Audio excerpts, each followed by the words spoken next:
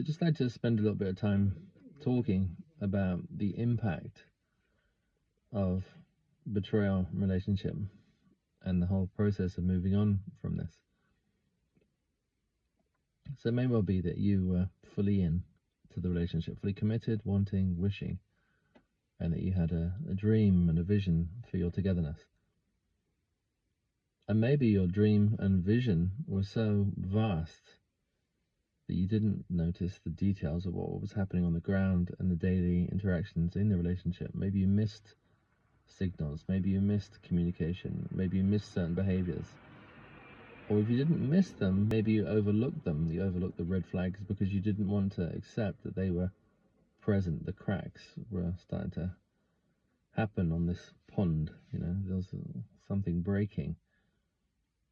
And often when something's breaking, we want to hang on more. So we hang on more to the vision. We go into more of this kind of dependency mode. There's more kind of over effort in the relationship.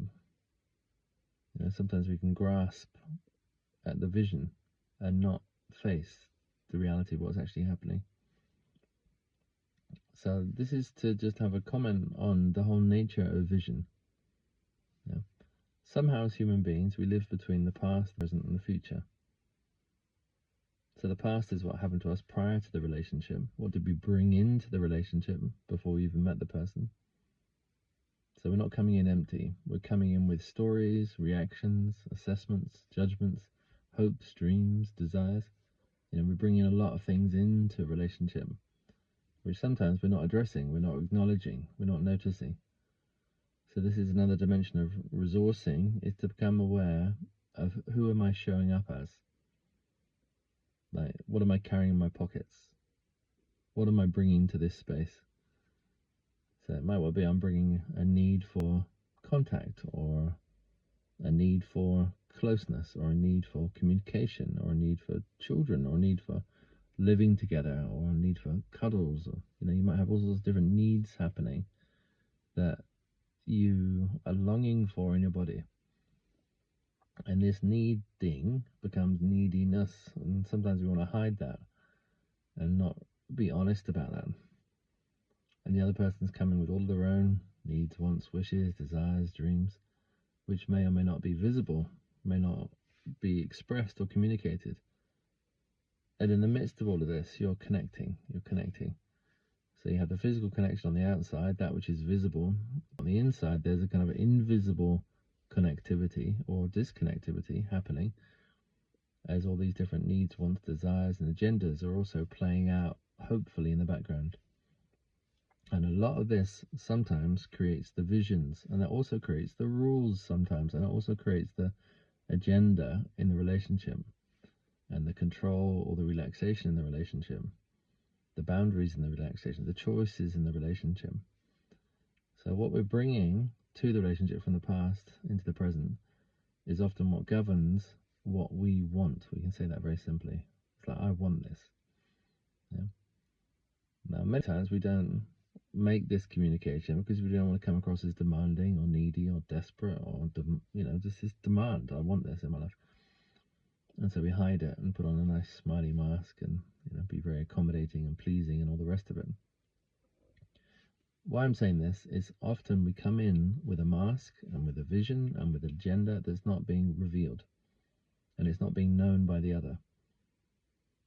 So 1, 2, 3, 4, 5 years down the line, these cracks start to open up because this agenda is not based on the truth of the connection in the present moment.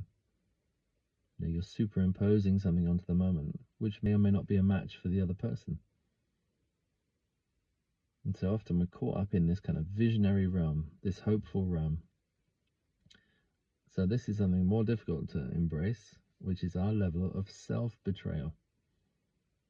So regardless of what the other person does, whether they have an affair, or they distance from the relationships, or they disappear or run off or escape in some way, which is obviously very traumatic and painful, this is another layer to look at now, is our level of self-betrayal, where we are superimposing an idea onto the partnership, which is not based in the reality of what is actually present. Now this can have a huge impact on us. So the person leaves. And what breaks inside of us isn't so much them leaving, it's we are leaving from the vision that we've been holding to. So suddenly all the beliefs or the ideas or the agendas, the needs, wants, wishing cracks open and the house of cards falls down. Because it wasn't built on solid ground. And the solid ground would be the present moment connection. Really checking in with the partnership. Where are you? What do you want? What do you wish? Are we in alignment with this? Are we in agreement? Are we both choosing this? Is it cooperation? Are we both in together? Do we know each other? Do we know what we're bringing to the relationship? So this level of transparency may be missing. So there's the self-betrayal where our vision, which is not founded in the reality of all things, cracks open and falls apart. And this can be equally as devastating. It's like our paradigm or our vision, our wish of what we wanted in the relationship doesn't work out.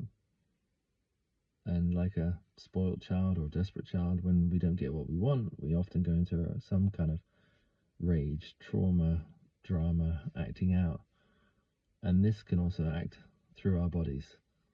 So I just invite you just to observe this process of creating a vision for the relationship, which is not good or bad or indifferent, but sometimes we create it and it's not based in the actual connection. It's rather we're bringing stuff from the past, hopefully, into the present moment without checking in with the other.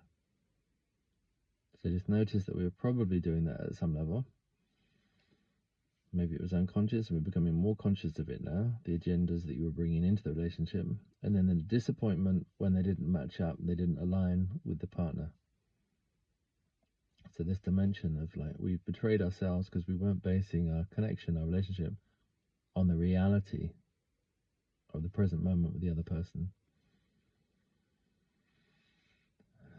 So we're breathing in, just coming to notice it, accept it. Don't beat yourself up about it. Don't judge yourself. Don't get critical about it. Just breathe with it. Okay, yeah, I accept I did that. I projected a vision. It didn't work out the way I wanted it to, and there's some disappointment there. And I can see I generated all of that inside of my own consciousness, my own awareness. And that's the part to get in this teaching, is that we also generate our hopes, wishes, wants, dreams, and visions and project them onto the other.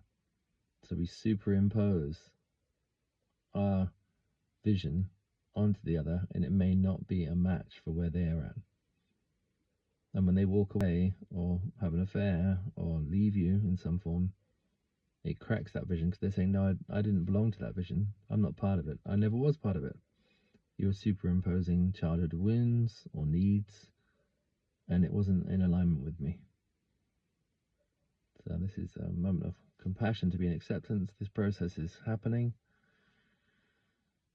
And we release and let go for the moment and breathe in and allow ourselves to be in a state of presence here and now in this moment.